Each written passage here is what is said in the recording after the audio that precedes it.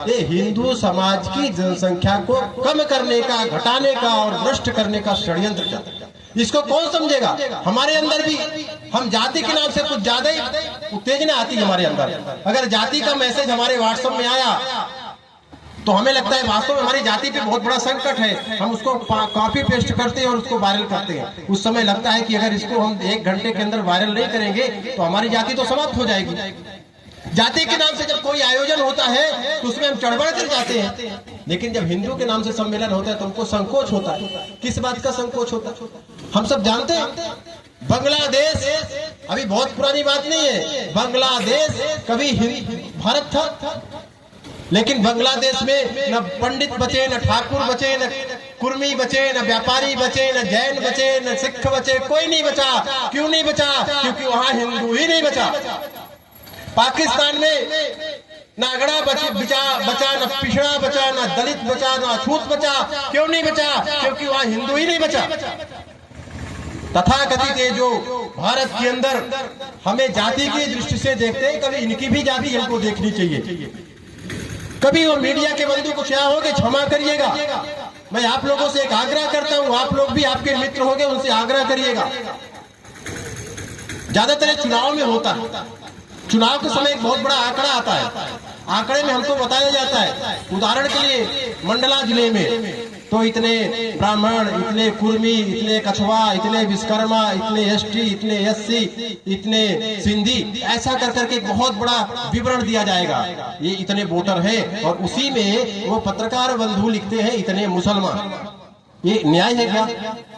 आपने एक की परिचय उसके धर्म के अनुसार करवा रहे हैं और दूसरे का परिचय उसके जाति के अनुसार करवा रहे हैं, हमको तोड़ने का काम कर रहे हैं। हो सकता है आपसे जाने अनजाने में होता हो, लेकिन इसको बंद कर।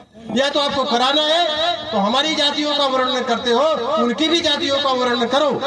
शेख है, सैयद है, मुगल है, पठान है, बहना है, बख्श है, अंसारी है, उनके अंदर भी जातियां हैं, उनकी जाति की गणना करो। और नहीं तो पत्रकार महोदय, मीडिया के लोगों और ये विवेचना करने वाले, आप सबको हाथ जोड़कर मैं निवेदन करता हूँ, आप स्याही ज्यादा खर्च मत करो। लिख दो मंडला में इतने हिंदू और इतने मुसलमान, लिख दो। हिंदू समाज को जाति के अंदर बांटने का ये षड्यंत्र कब तक चलेगा? हमारे यहाँ हमको भी जाने अनजाने में, महापुरुषों को भी हम जाति के अंदर बांटते जा रहे हैं। महाराणा प्रताप जिन्होंने इन मुगलों के कारण, मैं तो कभी कभी कहता हूँ, मैं फिर कह रहा हूँ, ये राष्ट्रीय स्वयंसेवक संघ के शताब्दी वर्ष का आयोजन हिंदू समाज ने किया है, इसलिए मुझे बोलने में कोई अर्थ नहीं है। मैं कहता हूँ मुगल कह के हमारे लोग पढ़ जाते, मुगल नहीं मुसलमान थे। और अंग्रेज कह के हमारे लोग चुप हो जाते, तो अंग्रेज नहीं थे, वो ईसाई थे। ये स्पष्ट होना चाहिए। जिनको हम अंग्रेज कहते हैं ये ईसाई थे, और जिनको हम मुगल कहते हैं ये सब के सब मुसलमान थे। इसीलिए मंदिर तोड़कर मस्जिद बनाते थे। ईसाई थे इसलिए धर्मांतरण करवा के चर्च बनवाते थे। ये अंग्रेज केवल अंग्रेज नहीं थे, इनका धर्म ईसाई था। हमारे अंदर महापुरुषों को बांटने का हमें भी बहुत जल्दबाजी है।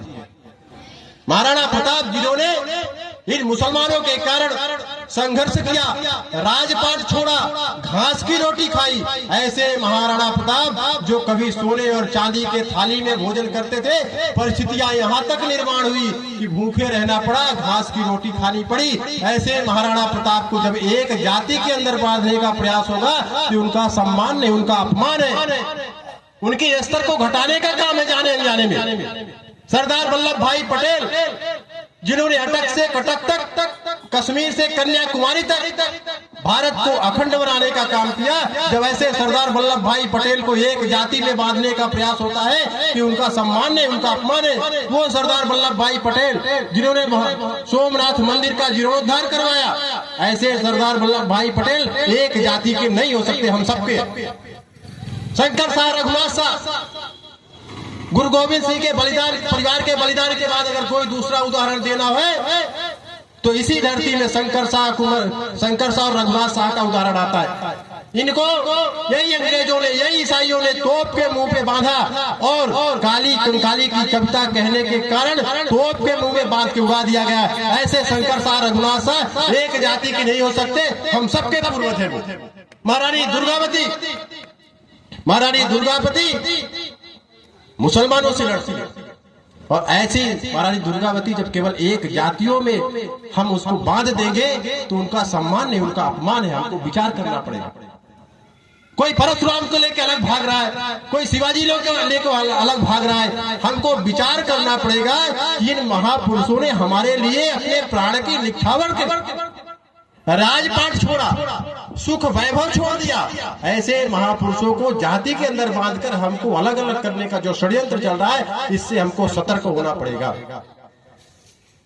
जाति पाति पूछे नहीं कोई, हरि को वजह तो हरि का होई। ऐसे एक जनजाति समाज जिसके राजा महाराजाओं ने यहाँ पर मंदिर बनवाए, जिनकी कुलदेवी का नाम राजराजेश्वरी रहा हो, जिन्होंने खड़देवरी में शंकर जी का मंदिर बनवाया, जिन्होंने सहस्त्रधारा का मंदिर बनवाया, जिन्होंने नर्मदा के किनारे लाखों मंदिरों का जीर्णोद्धार किया, पुनर्निर्माण किया। जब ऐसे जनजाति समाज को तथाकथित कम्युनिस्ट, ये क्रिश्चियन कहते हैं कि आप हिंदू नहीं हो, एक नया विमर्श चल रहा है धरती में। जिनके राजा का नाम राम जी के नाम से रघुनाथ शाह और शंकर जी के नाम से शंकर शाह रहा हो, उसके वंशजों को षड्यंत्र पूर्वक कहलाया जाता है कि आप हिंदू नहीं हो। ये षड्यंत्र चल रहा है और यहाँ नहीं चल रहा। उत्तर भारत में अलग प्रकार का षड्यंत्र, दक्षिण भारत में अलग प्रकार का षड्यंत्र, पूर्वोत्तर में अलग प्रकार का षड्यंत्र। और षड्यंत्र का उद्देश्य केवल इतना है कि हिंदू समाज को तोड़ो। हम एक कहानी बताते हैं आपको। एक समुद्र में एक मछली पाई जाती है और वो मछली पश्चिम बंगाल के लोग बहुत खाते हैं, वहां की परिस्थिति है, खाते हैं। तो वो उसकी एक प्रवृत्ति है। प्रवृत्ति क्या है? तो वो मछली जब अपने बच्चों को जन्म देती है, वो उस समय मीठे पानी में गंगा के मार्ग में गंगा में आती है। और जब गंगा जी में वो मछली आती है, अपने बच्चों को जन्म देती है, फिर वापस वो हिल्सा नाम है मछली का, वो हिल्सा नामक मछली मीठे पानी में बच्चों को जन्म देती है, फिर वापस समुद्र में जाती है। अब ध्यान से सुनिएगा और विचार करिएगा। तो जब वो मछली वापस समुद्र में जाती है, उसका वेग, उसकी झुंड, उसका समूह इतना तीव्र होता है कि उसके सामने बड़ी बड़ी जहाजें पलट जाएं, बड़ी बड़ी नाव पलट जाएं, इतना उनके उस समूह में वेग होता है। तो जो मछली खाने वाले लोग हैं वो करते क्या है? तो उनको मछली तो पकड़ना है, लेकिन जिसके आगे नाव नहीं टिक रहे, जहाज नहीं टिक रहे, उसके सामने जाल तो टिकेगा नहीं। तो क्या करते हैं वो? जब उनको पता चलता है कि अब मछली वापस आ रही है, तो बम फोड़ते हैं। और जब बम फोड़ते हैं तो मछलियां आपस में इधर उधर हो जाती हैं, वो झुंड टूट जाता है, समूह टूट जाता है, वो वापस जाती है, दाएं जाती है, बाएं जाती है। फिर वही लोग जाल लगाते और जाल लगाते हैं और मछली को पकड़ लेते हैं और मछली का शिकार करके खा लेते हैं। यही आज के धर्मियों को खटकता है। हिंदू समाज का झुंड नहीं देखना चाहते, इसलिए हिंदू समाज को अलग अलग करो, फिर इसको जाल में फंसाओ, धर्मांतरण करो, लव जिहाद करो, लैंड जिहाद करो। ये षड्यंत्र चल रहा है। हमको हिंदू इस नाते दृढ़ता के साथ खड़े रहना पड़ेगा।